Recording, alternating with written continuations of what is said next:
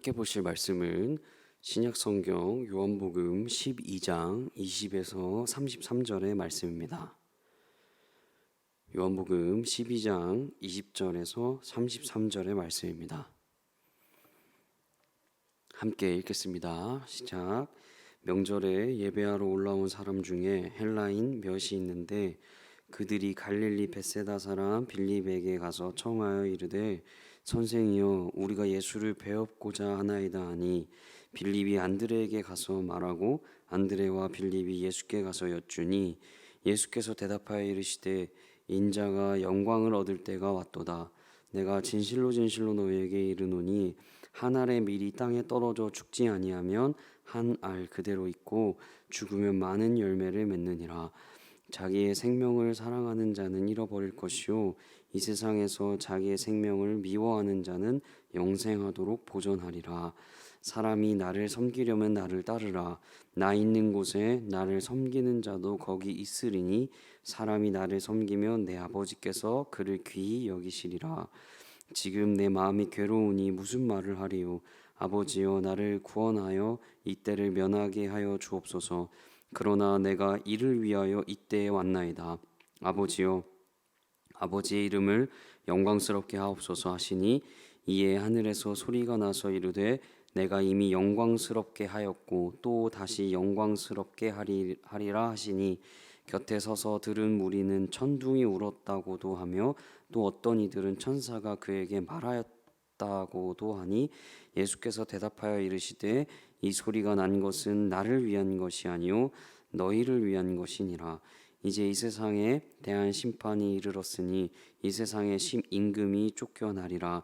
내가 땅에서 들리면 모든 사람을 내게로 이끌겠노라 하시니 이렇게 말씀하심은 자기가 어떠한 죽음으로 죽을 것을 보이심이러라. 아멘. 네, 우리는 어제까지 예수님이 예루살렘으로 입성한 이야기를 보았습니다. 이제 그렇게 입성하신 그 예수님이 이제는 십자가에 달리시기 전에 하신 그런 일들을 조금 보려고 합니다. 오늘 본문은 우리가 아주 잘 아는 대목이 나오는 본문입니다. 어떤 대목입니까? 한 알의 밀이 땅에 떨어져 죽지 아니하면, 네, 이 대목이 나오는 본문입니다. 저는 오늘 본문을 통해서 예수님을 따르는 방법을 알려주시는 하나님을 보았습니다. 그 주님을 따르는 방법에 대한 것입니다. 오늘 본문의 시작은 명절에 예배하러 올라온 그 헬라인으로부터 시작이 됩니다. 이 헬라인이 예수님을 만나고 싶어 했습니다. 헬라인이 예수님을 만나려고 막 청해 옵니다. 근데 이 헬라인들은 이방인이었던 것을 우리가 좀 알아야 합니다. 이 이방인들이 예수님을 만나고자 하는 것입니다. 21절에 이렇게 쓰여 있습니다. 저희가 갈릴리 벳세다 사람 빌립에게 가서 청하여 가로되 선생이여 우리가 예수를 배웁고자 하나이다 하니, 여러분 여기서 예수를 배웁고자 하나이다 하니라는 이 배웁다라는 말은 헬라어로 보면 보다라는 그런 뜻도 있지만 이해하다, 알다, 경험하다라는 뜻을 가집니다. 이처럼 이들이 지금 예수님을 배웁고자 하는 이 배웁다라는 그 말은 예수님을 보고도 싶었지만 예수님 말씀을 들어보고 경험해보고 알고 싶어 했고 깨닫고 싶어 했다는 것을, 그것을 내포하고 있는 것입니다. 그런 것들을 예수님이 또 아셨나 봅니다. 그래서 예수님이 그렇게 청해온 그들에게 이제 진리의 말씀을 전해 주십니다. 아주 유명한 말씀이죠. 24절 세 번역으로 제가 읽겠습니다. 내가 진정으로 진정으로 너희에게 말한다. 밀알 하나가 땅에 떨어져서 죽지 아니하면 않으면 한 알 그대로 있고 죽으면 열매를 많이 맺는다. 자기의 목숨을 사랑하는 사람은 잃을 것이요 이 세상에서 자기의 목숨을 미워하는 사람은 영생에 이르도록 그 목숨을 보존할 것이다. 여러분 이게 무슨 이야기입니까? 밀알이 떨어져서 죽으면 열매를 많이 맺고 목숨을 미워해야 영생에 이른다. 이게 죽음에 관련된 것은 알겠는데 예수님이 이렇게 이야기한 이유가 생명을 하찮게 여겨라 라는 그런 이야기 본문일까요? 목숨을 하찮게 여겨서 죽어라 이런 이야기일까요? 혹은 이순신 장군의 영화를 보면 그런 이야기 있죠. 명랑을 보면 살려는 자는 죽을 것이요 죽으려는 자는 살 것이다 했던 이순신 장군의 그 영화 속 대사와도 비슷한데 이런 말씀을 예수님이 하시는 걸까요? 예수님은 이 목숨을 그런 비유로 들지 않으셨습니다. 여러분, 예수님 주신 그 하나님이 주신 생명은 정말 사랑해야 하고 아껴야 합니다. 하나님이 주신 그 생명이기 때문입니다. 그러나 여기서 그런 의도가 아닙니다. 내 생명을 버려라 이런 의도가 아니라는 이야기입니다. 예수님이 이야기하시는 생명의 비유는 자기 생명에 대한 이기적인 마음을 이야기하고 있는 겁니다.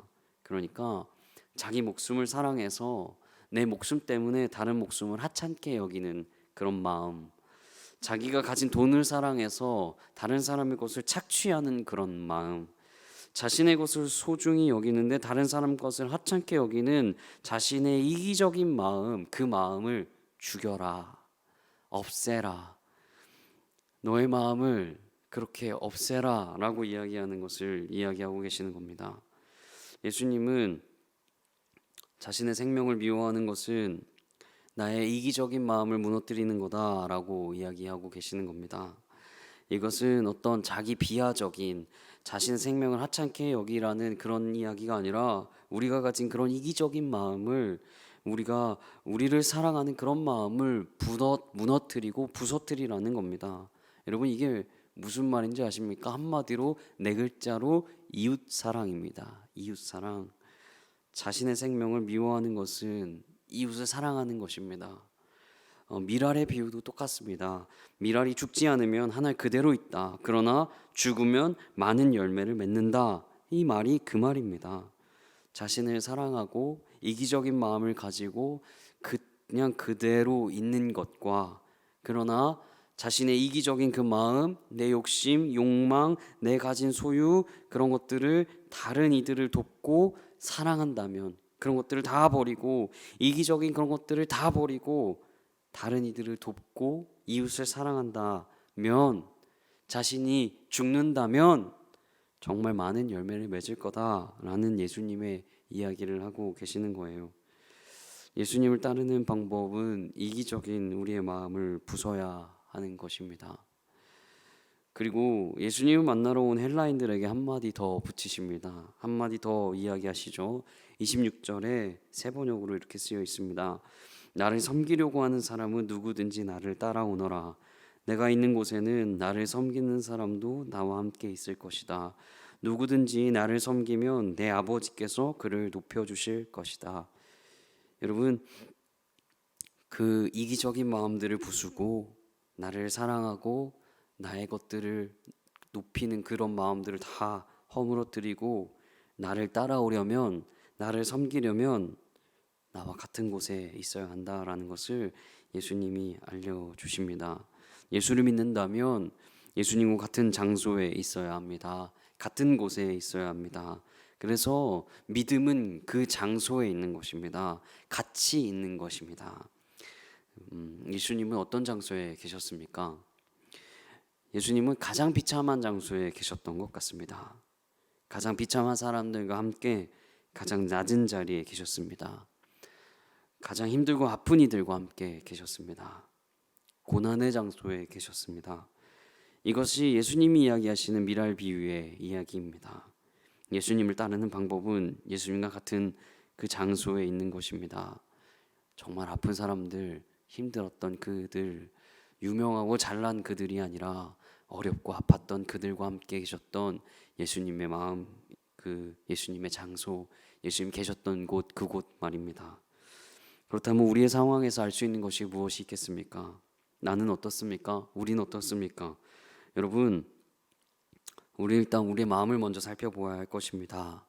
우리는 이렇게 기도할지 모릅니다. 하나님, 이 땅의 가난과 전 세계의 난민과 기아와 하나님 구해 주십시오. 눈물을 흘리며 우리가 기도하기도 하지만 정작 교회 앞에 폐지를 줍는 할머니 할아버지를 보면 그냥 지나치지 않으십니까?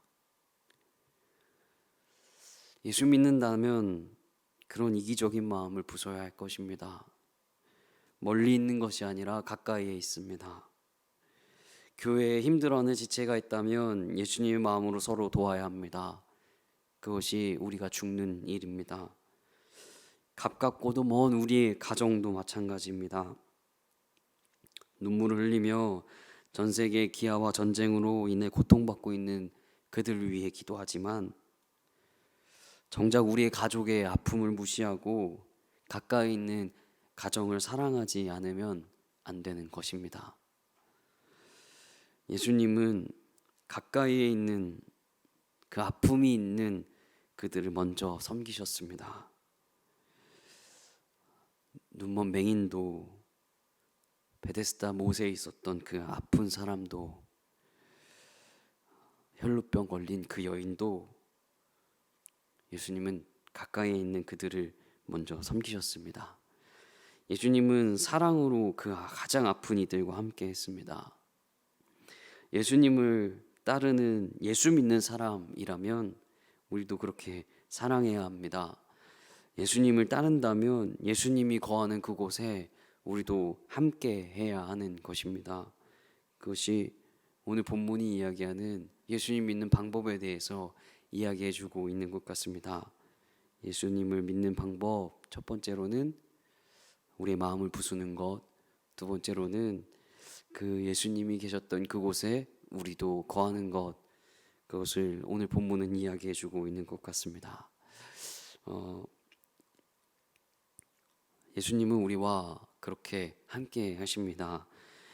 그리고 예수님은 우리를 너무 잘 아셔서, 인간 되신 그 예수님은 우리와 함께 하셔서, 그리고 그 예수님이 인간을 이해하기까지가 너무나 충분하고 충만합니다. 그래서 히브리서 4장 15절에는 이렇게 쓰여 있습니다. 제가 새 번역으로 읽겠습니다.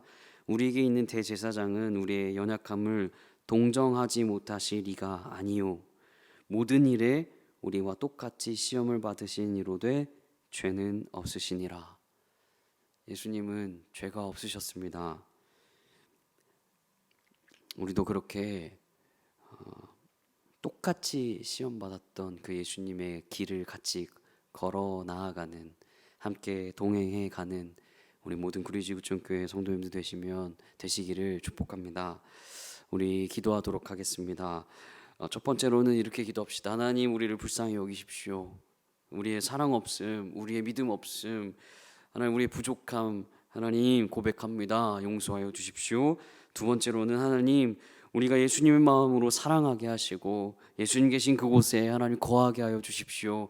이렇게 두 가지 놓고 기도하도록 하겠습니다. 기도하겠습니다.